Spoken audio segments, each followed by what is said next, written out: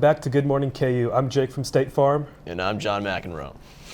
So camping for the KU basketball game begins Monday morning. Yeah, it does, actually. Are you going to be there, Connor? I've never done it before, so no. If Yeah. that answers it. I've heard it's kind of just a really bad experience. Really? Yeah, I mean, it's been cold and raining this past week, so I really don't see myself doing that. No, it seems like it's just kind of something that you really have to be a dedicated KU basketball fan to do. And Right. I mean, I hope that I can go to the game. I mean, I live in Gmku Towers, so I'm just right around the corner. Yeah, from I'm a the little field house. farther. I'm over in South Lawrence, so it's a bit more of a drive for me. But Yeah, for sure. So Halloween is on Sunday. So do you have a favorite Halloween candy?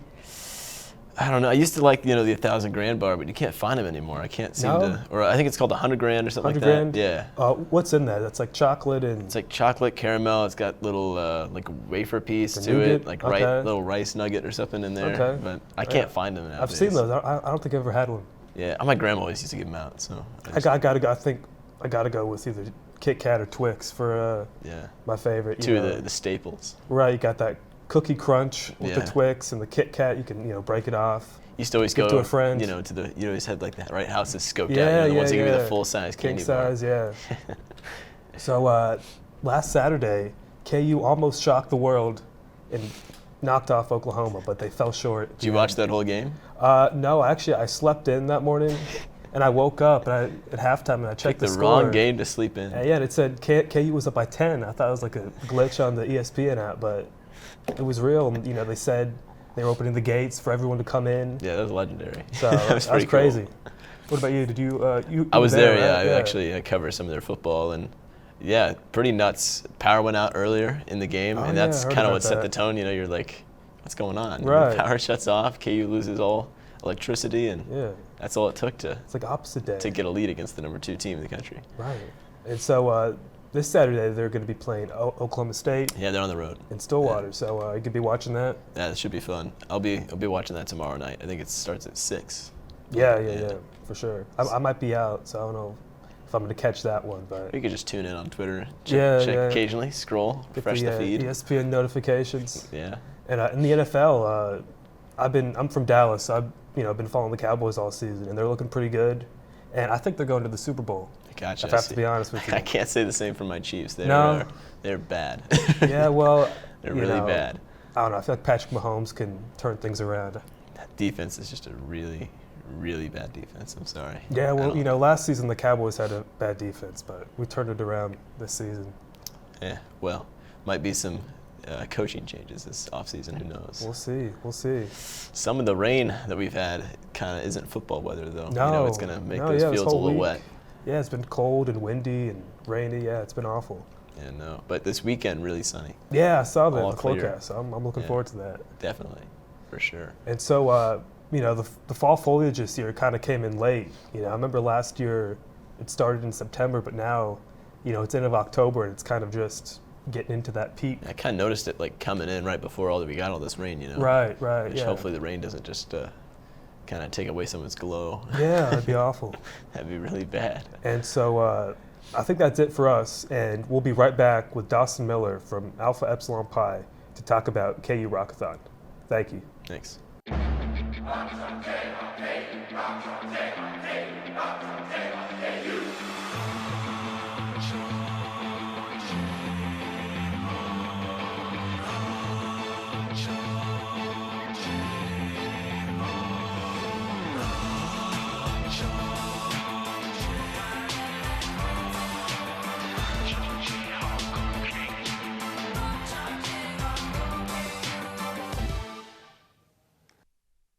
Back. I'm here with Dawson Miller. He's a brother at Alpha Epsilon Pi, here to talk about Rockathon. So how you doing, Dawson? Good, how are you? I'm doing all right. Good. Yeah, so Rockathon is basically where we get 5 brothers Monday through Friday to sit on a rocking chair on Wesco Beach.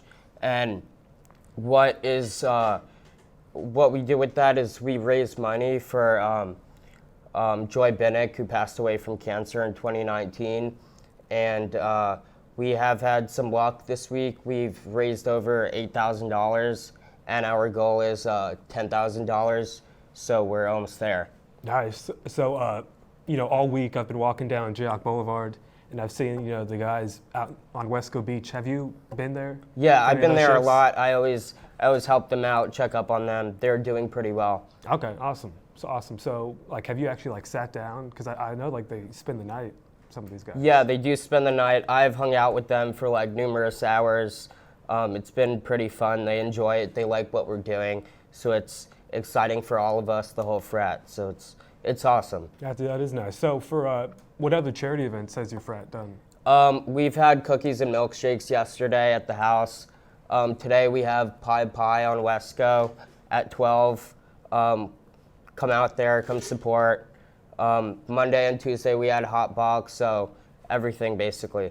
Can you tell me about AEPi or Pi? AEPi. Yeah. Basically, I don't know how much money for the pies, but I think it's like $1 or $2 to like pie whoever's out there, and it's pretty exciting. So yeah, that sounds like fun. yeah, so I'll be there for a little bit, so come pie me. Yeah, come pie Dawson. Yeah, come pie me. So do you have anything planned in the future as far as charity events go for your frat? Not at the moment. No? Okay. No, not at the moment. And so tell me about your frat. So how did you join this, your frat? I mean, my brother was a senior here when I was a freshman, so he kind of basically I was basically already there visiting the guys. They're all awesome, and I really enjoyed my time.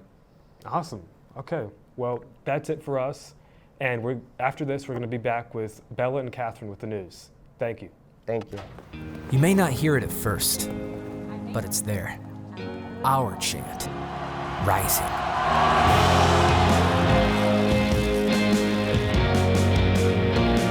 On this summit, callings converge, voices unify into a chorus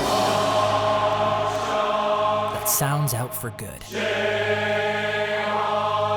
for greatness. Can you hear it? I'm Catherine Galliani. And I'm Bella Line. This is your Good Morning KU Friday report. In national news, nearly 1,000 Florida manatees died this year due to toxic algae cutting off their food source. The amount of manatee deaths have doubled since last year. The toxic algae is caused by wastewater, microplastic, and toxic chemicals being present in the manatee's habitat. Starbucks and Costco have decided, have decided to raise employee wages in an attempt to hire and keep workers during the mass labor shortage across the U.S. Costco will raise its minimum wage to $17 an hour, and Starbucks will raise it to $15 an hour. Baristas can now earn anywhere between $17 to $23 an hour, and the Costco CEO said that the majority of hourly workers are already earning over $25 an hour. This mass raise in wages comes after retail stores having 1.2 million unfilled jobs and restaurants and hotels having 1.5 million. Fred Wilpon, the former owner of the New York Mets, has given $40 million to the University of Michigan to help first-generation college students. Wilpon was a first-generation college student when he attended Michigan in 1954. The $40 million will go to the Kessler Scholars Program. The program awards scholarships to low-income and first-generation college students. In local news, the Lawrence Gay Liberation Front's 51st anniversary was ambushed by protesters on Wednesday and Friday. The protesters from Westboro Baptist Church appeared in front of Watkins Museum and the Kansas Union on Wednesday and again in front of the Commons on Friday. Counter-protesters to the hate group appeared at every location playing loud music to drown out the protests. The Lawrence Gay Liberation Front was founded in 1970 and is still a prominent LGBT group 50 years later. Yik Yak has once again become popular at the University of Kansas. The social media app has once again become popular for the first time since 2017. Yik Yak is composed of anonymous content that can only be posted and seen within a 5-mile radius. Yik Yak was previously removed for its prominence of hate speech, but KU sophomore Emma Nizami says KU students are above spreading negativity.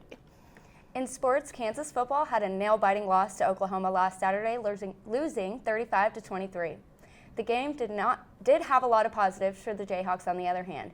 Super senior Kwame Lassiter, the second, moved to number 9 on the all-time KU receptions list, and freshman Devin Neal was named Big 12 newcomer of the week after running 100 yards and recording 2 touchdowns. Kansas will play number 15 ranked Oklahoma State tomorrow at 6 p.m.